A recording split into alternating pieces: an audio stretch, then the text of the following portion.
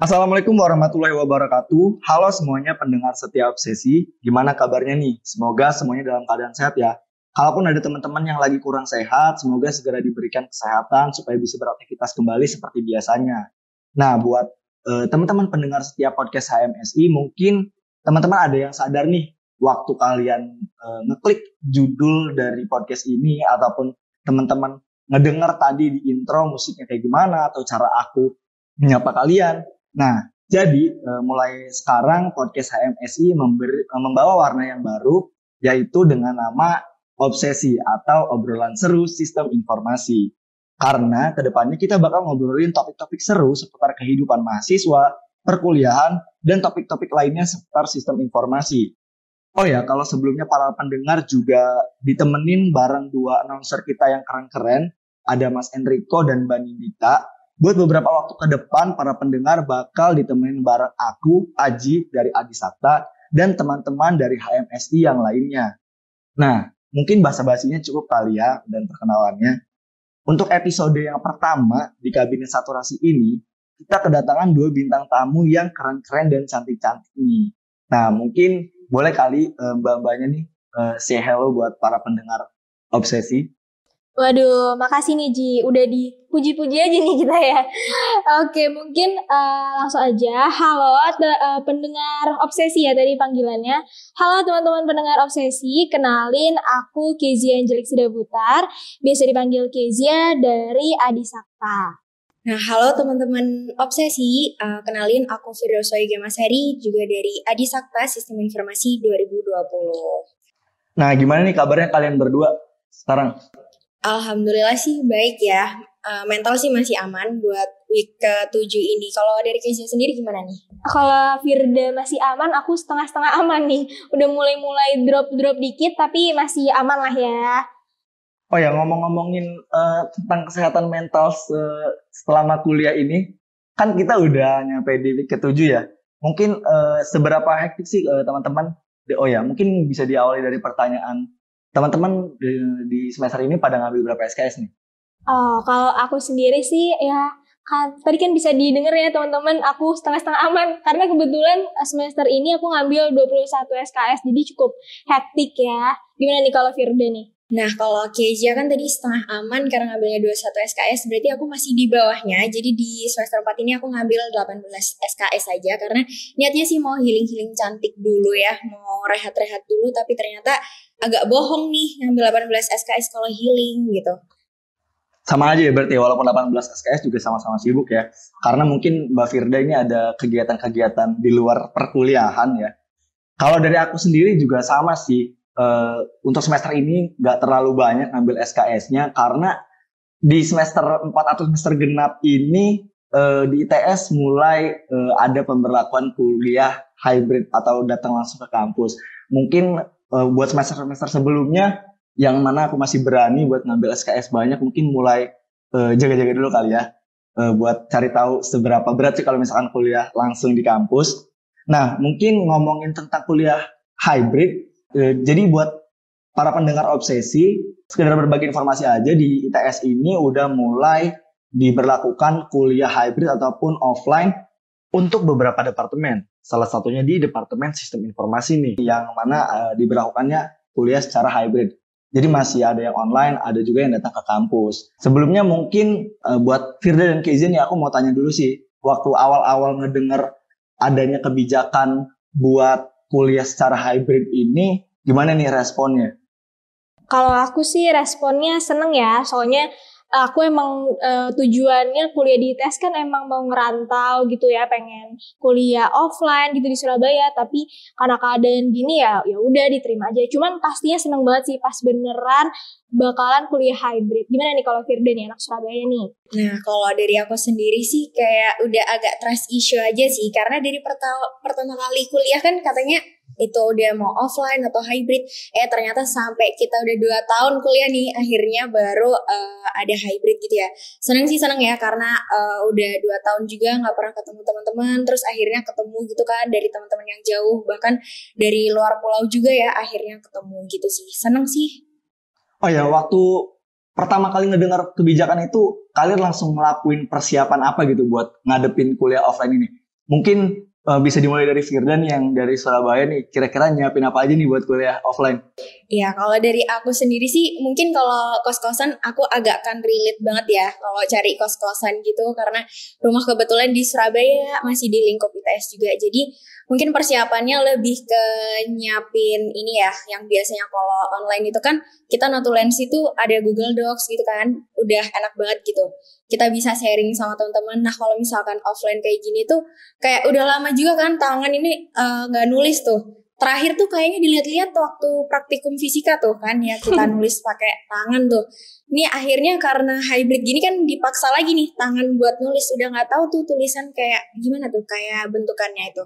Kayak gitu sih mungkin. Bener banget sih. Terakhir kita nulis tuh kayaknya yang paling banyak banget itu waktu zaman-zaman masih UPMB ya. Kita ada laporan praktikum fisika itu. Nah mungkin kalau dari Keja nih yang dari luar kota, gimana nih? Ada persiapan khusus nggak sih buat orang-orang yang ngerantau? Aduh, kalau aku sih pertama nyiapin mental ya, karena biasa anak rumah sama kayak Firda mungkin ya, biasa anak rumah, kuliah dari rumah, terus tiba-tiba harus ke Surabaya gitu, bener-bener hidup sendiri lah gitu ya, ngerantau. Jadi pertama pastinya nyiapin kosan, karena sebelum-sebelumnya aku udah sempet nih dapet kosan, cuman karena kebijakannya berubah lagi jadi online, ya udah deh aku lepasin.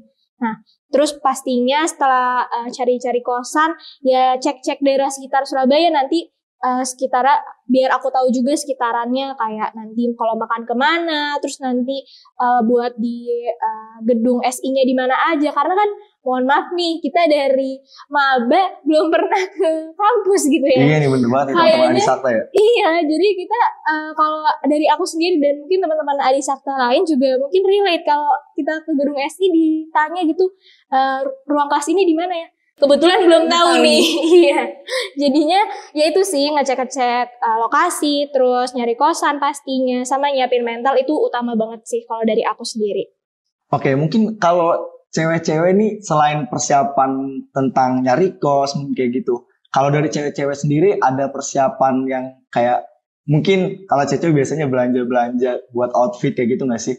Soalnya kalau aku sendiri jujur biasanya dulu tuh sehari-hari lebih sering cenderungnya tuh pakai kaos-kaos kayak gitu. Jadi tapi kan kalau misalkan di perkuliahan itu kita harus standar kuliah ya, harus yang berkerah. Jadi waktu ngedengar kebijakan ini kayak aku tuh bingung buat nyari pakaian-pakaian. Jadi mau nggak mau langsung kayak kita berburu nih di e-commerce kayak gitu buat nyari-nyari pakaian. Nah kalau cewek-cewek kayak gimana nih? Aduh, kalau cewek-cewek cowok-cowok aja udah bingung, apalagi cewek-cewek kan ya. Ini kayaknya dilihat-lihat di lemari tuh udah kayak nggak bisa ditutup ya, karena bajunya udah banyak banget. Tapi kayak masih ngerasa, aduh ini kok nggak ada baju nih, hari ini mau pakai baju apa nih. Apalagi tuh kalau sekarang tuh paling sering itu lihat TikTok, kita scroll TikTok tuh udah ada aja kan ya saran-saran buat, nih coba deh kak buka Shopee ini gitu, nomor-nomor kayak gitu-gitu kan. Tuh biasanya agak sering banget ya ketemu yang kembaran-kembaran gitu. Gimana kalau Keja? Aduh, bener banget ya kalau yang kemarin-kemarin gitu racun ini ya, spill Shopee. Betul, disebut tuh tokonya, mohon maaf ya. Nanti bisa editor di pip aja. Nggak apa-apa. Oke. Nah, kalau bener banget sih, aku kayak, apalagi aku ya, kayak nggak bisa bawa baju banyak-banyak juga kan. Jadi, aduh bener sih toko-toko online itu jadi teman banget nih buat aku. Dan bener sih, kalau Aji aja udah pusing gitu mau mikirin apa, aku juga udah sih, karena sebelumnya juga sama nih. Kalau kuliah mohon maaf ya Bapak Ibu dosen gitu, kita pakai kaosan, celana pendek. Jadi sekarang benar-benar, tapi itu sih bikin semangat juga. Jadi kayak hari ini mau pakai baju apa ya? Itu sih kayak balik ke sekolahan gitu ya. Dulu gitu, kalau keluar mikirin mau pakai baju apa, itu pengalaman seneng juga sih buat aku sih. Benar banget. Tapi spill-spillan Shopee atau e-commerce ini biasanya malah kalian takut gak sih kalau misalkan tiba-tiba kalian ke kampus gitu tiba-tiba ada yang bajunya sama kayak gitu kan, itu kayak malu banget gak sih? Mungkin bisa diakalin dengan bawa baju lebih mungkin kalau misalkan ini lebih ke camping gitu ya. Kayaknya nginep aja sekalian ya. Sekalian. Aduh. Oke, mungkin itu ya persiapan dari teman-teman dari Surabaya maupun dari teman-teman yang merantau. Nah, kalian juga kan pada akhirnya nih bukan sempat sih, udah ngerasain gimana rasanya kuliah langsung di kampus. Nah, tapi waktu itu di SI sendiri sempat kan ya waktu itu ya kita setelah 1 minggu kuliah hybrid tiba-tiba kebijakannya dikeluarkan kalau misalkan online lagi karena kebijakan kita itu waktu itu berbarengan banget nih sama kasus COVID varian Omicron yang lagi meningkat banget nih. Nah, kalau dari teman-teman ini gimana waktu ngedengar kuliah itu di onlinein lagi, ngerasa seneng atau ngerasa sedih nih? Kalau aku sendiri sih karena aku juga belum siap-siap banget ya kuliah secara hybrid, dan kebetulan juga aku masih agak takut-takut dikit sih sebenarnya karena kan aku belum tahu keadaannya gimana nanti kuliahnya gitu. Nah, jadi aku sebenarnya seneng gak seneng sih jujurnya. Jadi kayak oh ya udah mungkin aku ngelihatnya sebagai cara gimana ITS nanti memperbaiki sistemnya lah nanti buat kuliah hybrid. Jadi sebenarnya aku lebih ke seneng gak seneng, cuman lebih sedihnya karena aduh ini mau ketemu teman-teman gak jadi nih gitu sih kalau dari aku. Gimana kalau Firda? Kalau dari aku sih, iya sih sama kayak Keza ya. Mungkin lebih seneng nggak seneng aja sih. Apalagi juga waktu kita diberitain ada hybrid itu kan Omicronnya lagi naik-naiknya juga kan. Jadi kayak lumayan takut gitu. Apalagi juga kita dengar teman-teman dari Adisakta itu beberapa udah banyak yang kena juga kan. Itu bahkan belum sampai Surabaya aja mereka juga udah kena gitu. Jadi kayaknya lebih ke seneng gak seneng aja sih. Terus juga mungkin bisa jadi ini juga ya buat ITS sendiri kayak mikirin ini kayak gimana ya buat prokesnya diketatin lagi di lingkungan kampus, atau mungkin nanti ada kebijakan-kebijakan lainnya yang bisa ini ya bisa ngebuat teman-teman itu lebih sadar aja gitu kalau Omicron itu juga bahaya kayak gitu sih. Iya benar banget sih, tadi udah sempat disinggung juga buat teman-teman yang katanya memang banyak yang kena positif dari COVID-19 ini, varian Omicron. Di awal-awal juga, bahkan sebelum perkuliahan dimulai nggak sih, kayak Benar. tiba-tiba kita yang sebelumnya kumpul bareng teman, ya walaupun sebenarnya kita kumpulnya udah prokes juga ya, kita nggak ngebuka masker, terus tapi tiba-tiba dapat kabar kalau misalkan dia ini teman-teman kita ini pada positif. Jadi kayak mau nggak mau kita harus swab atau antigen gitu kan? Waduh. Ya kan? Itu kan ya nggak murah juga. Mungkin buat teman-teman yang bukan perantauan mungkin nggak seberapa kerasa mungkin ya. Tapi buat teman-teman perantauan kayak Kezen nih gimana Kezen? Kezen juga sempat kan ya? Aduh iya nih. Antigen dulu ya waktu itu ya? Aku terciduk nih. Jadi aku ada cerita sedikit sih. Jadi waktu itu aku emang udah sampai di Surabaya tuh kalau nggak salah seminggu sebelum perkuliahan lah ya. Terus lagi kan masih senggang tuh, belum ada perkuliahan. Nah, aku diajak lah sama salah satu teman aku buat makan bareng. Yaudah dong, aku seneng dong. Akhirnya nih ketemu sama teman-teman mau makan bareng. Dan nih makan bareng, tralala lili pulang. Besoknya tiba-tiba aku lagi baru bangun. Terus buka ini aplikasi chat kan. Terus di chat tuh, Kezia, maaf nih, aku positif. Aduh, aku langsung kayak ya udah nih cepet sembuh ya gitu-gitu. Terus aku mikir aduh mesti swab nih, kebetulan nih anak kos nih bulanannya kan ya tipis-tipis ya, benar nggak banyak nih. Jadi aduh lebih ke ini sih ya, biaya buat PCR-nya nih agak mahal, sampai-sampai aku akhirnya konsul lah sama dosen wali aku, terus katanya ya udahlah kamu isoman dulu aja. Jadi sebenarnya kalau ini sih, kalau yang ke kampus minggu itu sebenarnya aku nggak terlalu relate karena aku isoman di kosan. Oke. Kalau misalnya aku sih kayak gitu. Gimana kalau Firda kemarin gimana Fir? Sama sih ya. Sama nih, kebetulan mungkin orangnya berbeda tapi kasusnya sama aja sih. Cuman waktu aku cek sih alhamdulillahnya negatif ya, tapi tetap juga sih disuruh isoman. Cuman kalau Keja mungkin lebih ke mager ya, ke kampus ya kayaknya setelah itu juga ya. Ketahuan dikit ya, mohon maaf ya Bapak Ibu dosen. Agak mager juga karena kan juga itu juga udah beberapa itu pada online juga kan, balik lagi ke online. Nah, kalau aku sendiri tuh sempat ngerasain di 1 minggu pertama itu cuman di hari Rabu doang tuh. Itu mata kuliah MBD tuh, itu offline semuanya. Tapi juga kasihan sih sama teman-teman yang kayak udah seneng banget kan ya, udah kayak akhirnya aku ketemu teman-teman di Surabaya gitu. Ternyata di Surabaya tuh kena Omicron. Nah, jadinya mau nggak mau harus di dalam kamar terus juga kan. Itu juga pasti ini buat teman-teman yang ini ya, yang ngekos gitu agak kasihan juga ya uang buat tes swabnya nih, buat makan berapa hari nih. Benar. Bener banget sih. Bahkan aku juga sempat dengar cerita dari temanku yang ngekos, katanya begitu kena tuh emang disaranin sama yang punya kosnya buat gak isomannya bukan di kosan, tapi kayak di hotel kayak gitu. Ya mau gak mau ya keluar duit lagi gak sih, itu kayak di hotel kan yang gak murah juga. Dan juga mungkin akses buat beli makannya juga susah kayak gitu. Tapi ada beberapa dosen wali ini yang baik banget, bahkan waktu ngedengar kabar katanya teman mahasiswa yang perwaliannya ini kena, ada beberapa dosen yang emang peduli kayak sampai ngirimin makanan kayak gitu-gitu ya kan. Iya gemes, ya. Dosen walinya siapa tuh? Bener. Aduh, itu agak ini ya, gitu ya. cinta banget ya sama dosen walinya ya, emang sih bener-bener. Kayak emang dosen itu di Surabaya ini jadi orang tua kedua sih ya buat kita, apalagi khususnya anak-anak yang ngekos gitu. Rantauan.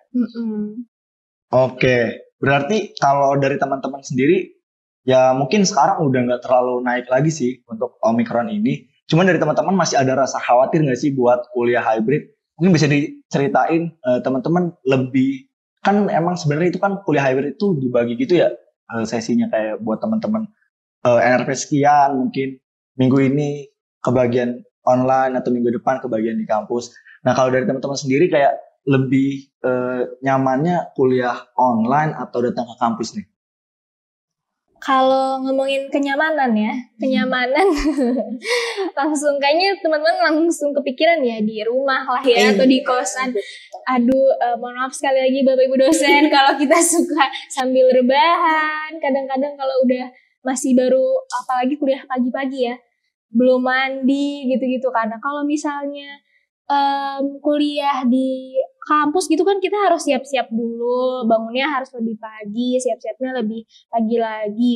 Jadi mungkin itu sih kayak lebih nyamannya mungkin di kos-kosan gitu secara online. Dan kita juga kan gak usah khawatir soal misalnya nanti kejadian, nanti ketemu siapa, harus lebih prokes kan. Tapi kalau buat interaksi mungkin ya itu lebih enak secara langsung sih, jujur aja. Kalau dari Firda gimana? Kalau dari aku sendiri khawatir ya Mas Yan, apalagi pernah dapat kasus yang salah satu teman kena juga, dan sebelumnya juga kita kayak kontak fisik sama yang kena Omicron ini. Jadi lumayan khawatir sih semenjak itu, jadi kayak lebih ngerasa aduh ini emang harus benar-benar ketat banget ya, kayak sadar banget gitu kalau ternyata Omicron itu real gitu loh.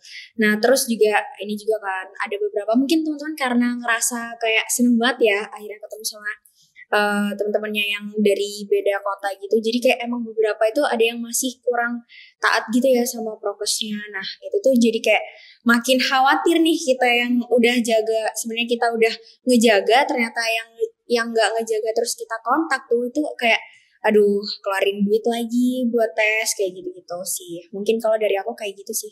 Oke. Tapi menurut kalian nih sejujurnya buat kebijakan kuliah hybrid ini kayak efektif nggak sih? Sebenarnya kayak aku ngelihat mungkin bisa aja nggak sih kalau teman-teman yang kayak belum siap buat kuliah secara langsung ke kampus, kayak misalkan mungkin bangunnya telat, kan itu nggak terlalu ketat nggak sih kita kayak yaudah tinggal bilang aja kalau misalkan lagi kurang enak badan itu di presensi juga kan bisa ya kalau misalkan kedeteksi kayak gitu. Jadi menurut kalian ini udah lumayan efektif apa? Atau mungkin di sini ada yang jadi pelaku juga nih? Kalau misalkan mager mungkin lebih milih buat online aja dibanding datang ke kampus. Aduh, ini kayaknya podcast ini lebih ke ajang roasting kayaknya ya. Waduh. Ya sekali lagi mohon maaf Bapak Ibu dosen. Ya ini sih, benar sih itu jujur aku pengakuan dosa mungkin di sini ya aku pernah aku lakukan. Tapi ini sih lebih ke kayak aku merasa materinya juga bisa disampaikan secara online kok sebenarnya.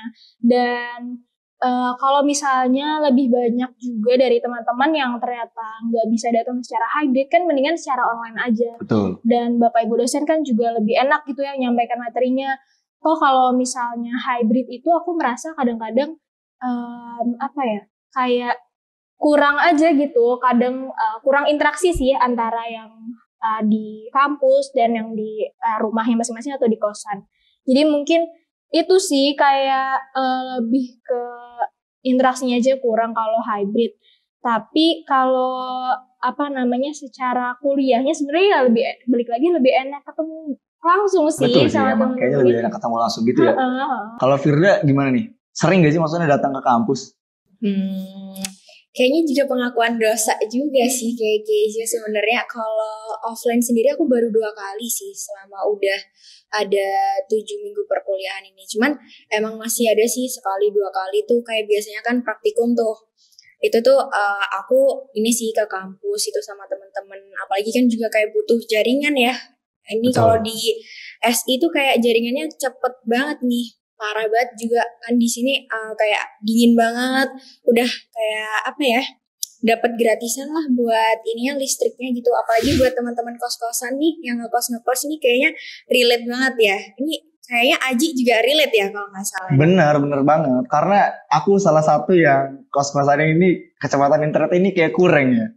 Jadi kalau misalkan kayak kita butuh buat praktikum, bahkan buat Zoom aja kadang itu nge-lag loh. Suka kepental. Makanya kayak begitu dikasih tahu informasi kalau misalkan kita bisa memanfaatkan fasilitas kampus, bisa datang langsung gitu. Walaupun perkuliahannya secara online ya. Tapi ya itu aku manfaatin sih. Aku datang ke kampus ya buat dapat internetnya. Dan juga buat ini sih, kalau misalkan di kosan itu juga kan itu boros listrik ya. Nah kalau kita ke kampus kan itu kayak buat ngecas laptop kayak gitu-gitu kan lumayan lah buat menghemat pengeluaran buat listrik. Terus juga kalau misalkan ke kampus ya mau nggak mau biasanya kita kalau dalam perjalanan ke kampus itu kita nemu tempat-tempat sarapan yang sebelumnya mungkin jarang kita explore nih. Karena biasanya kalau di kosan itu lebih seringnya karena mager kita sukanya pakai ojek online kayak gitu. Jadi makannya itu aja. Juga menurut kalian itu ini gak sih di sekitar ITS ini makanannya itu kayak ayam-ayam aja gak sih? Iya gak sih? Iya bener. Sampai ini loh, ini ada aku mau cerita dikit nih. Sampai aku kan kalau misalnya anak rantau kan ya paling berapa hari sekali harus telepon orang tua gitu kan. Aku cerita nih hari ini makan nasi ayam apa. Terus lama-lama akhirnya ibu aku komen gini, kok kamu makannya nasi ayam mulu ya, lama-lama jadi ayam lah deh gitu digituin. Aduh bener banget sih kayak paling variasinya kurang ya. Iya. Karena kemageran itu berujung kita jadi makan ayam tiap hari gitu. Benar banget. Nah mungkin buat teman-teman yang ada di sini nih, karena udah datang ke kampus, tadi mungkin udah sempat disinggung juga sih sama Kezia. Mungkin keberlangsungan kuliah atau pelaksanaan kuliah secara hybrid ini yang ada teman-teman yang di rumah dan ada juga yang di kampus. Menurut kalian itu kayak pelaksanaannya udah efektif apa belum sih? Mungkin dari Firda? Kalau dari aku sendiri, kalau misalkan hybrid kayak gini sih masih belum efektif ya. Apalagi terutama sama dosennya tuh. Soalnya kalau di awal-awal tuh dosen kan harus kayak masih beradaptasi ya sama teknisannya itu kayak gimana. Terus apalagi kayak dosen itu harus punya 2 fokusan. Teman-teman yang di online juga teman-teman yang di offline. Belum lagi kalau misalkan mic-nya itu cuma di dosen doang ya, tapi teman-teman yang ada di offline ketika ngasih pendapat atau mau ngejawab pertanyaan itu kayak nggak kedengeran nih teman-teman yang di online kayak gitu. Jadi kayak menurut aku masih kurang efektif aja sih.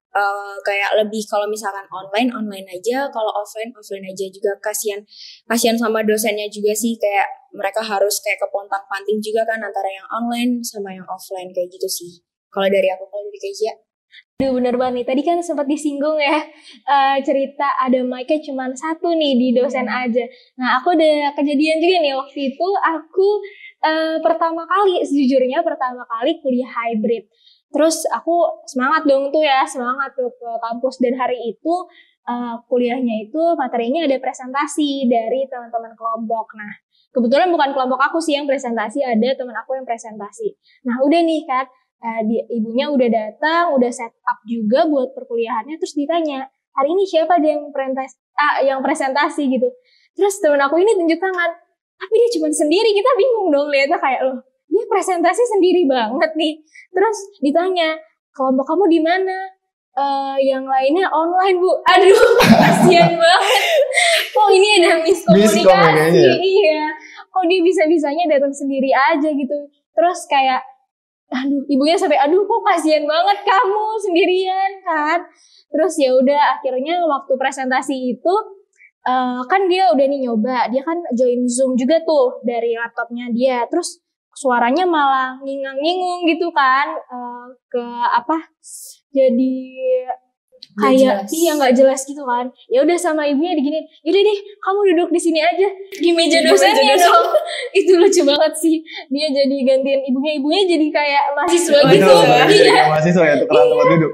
Aduh, tukeran tempat duduk. Terus ya udah sih, tapi itu lucu banget sih, kayak mukanya kayak yang kok kenapa sendiri nih aku gitu. Solo player ya. Iya, solo player dia. Keren. Aduh, itu sih yang terlucu, dan itu apalagi pertama kali aku hybrid sih, jadi itu terkenang banget sih. Aduh, aneh-aneh aja.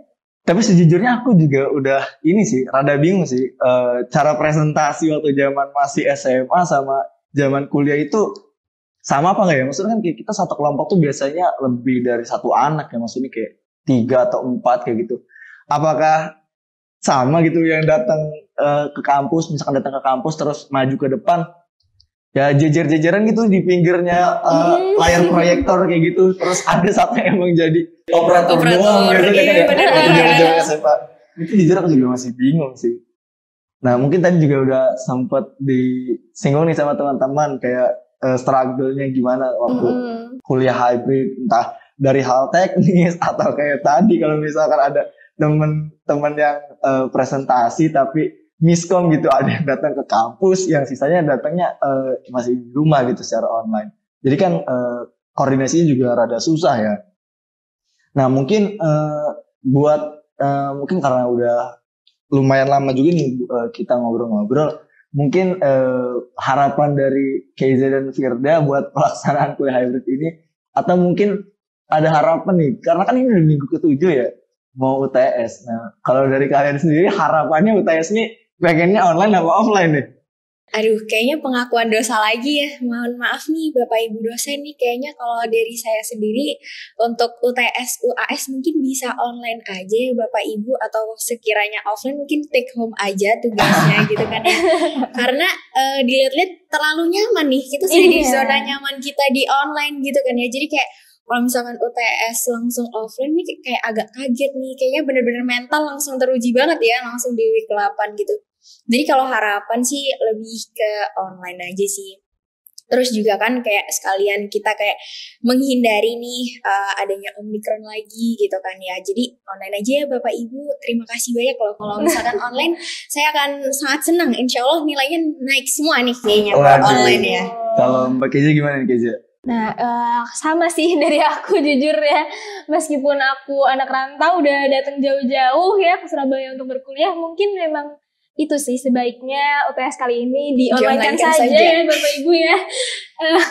Pertama itu sih mungkin lebih enak terkait nanti situasinya ya, mempersiapkannya mungkin gak terlalu susah buat kondisi kelasnya, karena kan banyak ya kalau misalkan semuanya di offline kayak gitu ke kampus, mungkin antara dibagi sesi atau ya dibarengin gitu secara langsung. Ini masa kalau dibagi sesi juga kan soal-soalnya berarti udah ini ya di sesi sebelumnya. Ngatur jadwalnya juga susah ngasih buat nanti lebih gampang bocor juga kan kalau ada sesi-sesi. Ya mungkin benar kalau kata Firda, kalau offline itu mungkin bisa di take home aja gitu. Iya, take home aja kali. Atau mungkin ini sebenarnya alibi kita aja guys. Iya. Agak pengakuan dosa nih. Agak dibawa yuk online aja yuk Bapak Ibu yuk gitu. Aduh. Itu sih kalau dari aku sih mendingan online aja dulu. Kan situasi juga belum ada yang tahu. Ini juga kan masih penyesuaian ya. Jadi menghindari hal-hal yang tidak diinginkan aja lah gitu. Betul banget. Oke, mungkin dari obrolan kita di hari ini mungkin udah cukup jelas ya membahas mengenai apakah kuliah hybrid ini cukup efektif atau enggak diberlakukan di Departemen Sistem Informasi. Karena sebenarnya Departemen Sistem Informasi itu kan materi-materinya juga nggak terlalu banyak yang praktek gitu ya. Kalaupun praktek juga sebenarnya emang masih bisa dilakuin secara online, secara daring gitu. Nggak kayak jurusan-jurusan yang lain emang butuh praktikum di lab kayak gitu. Nah, mungkin juga bentuk UTS-nya juga biasanya kalau sistem informasi itu banyak yang kayak proyekan gitu nggak sih? Proyekan kerja kelompok yang mulai dari awal kayak gitu. Oke, mungkin itu aja perbincangan kita di hari ini, di episode kali ini. Buat teman-teman semua, jangan lupa untuk selalu menaati protokol kesehatan. Nah, untuk protokol kesehatan COVID-19 Omicron ini ada 5M nih. Kalian pada hafal nggak nih kira-kira 5M itu apa aja? Aduh, kayaknya yang jelas masker sih ya. Mas. Benar, Dan jangan jaga lupa. jarak. Mungkin Mas aja bisa dibantu Iya. nih. Oke. Kita jadi kayaknya juga jangan butuh lupa dikasih kita- tahu nih prokesnya gimana Betul. tuh. Jangan lupa kita untuk selalu memakai masker, mencuci tangan, menjaga jarak dan meminimalisir kerumunan kayak gitu. Dan juga mengurangi mobilitas kayak gitu nih. Nah, mungkin buat para pendengar setia podcast Obsesi, jangan lupa terus dengerin podcast-podcast episode lainnya melalui anchor.fm/hmsi-its dan di Spotify di intip.in/podcast-hmsi. Jangan lupa juga buat follow sosial media kita di Instagram dan Line, yaitu untuk di Instagram ada @hmsi_its dan di Line ada di HMSI-ITS. Mungkin itu aja untuk episode kali ini. Kita cukupkan. Wassalamualaikum warahmatullahi wabarakatuh. Dadah semuanya. Sampai jumpa di episode selanjutnya.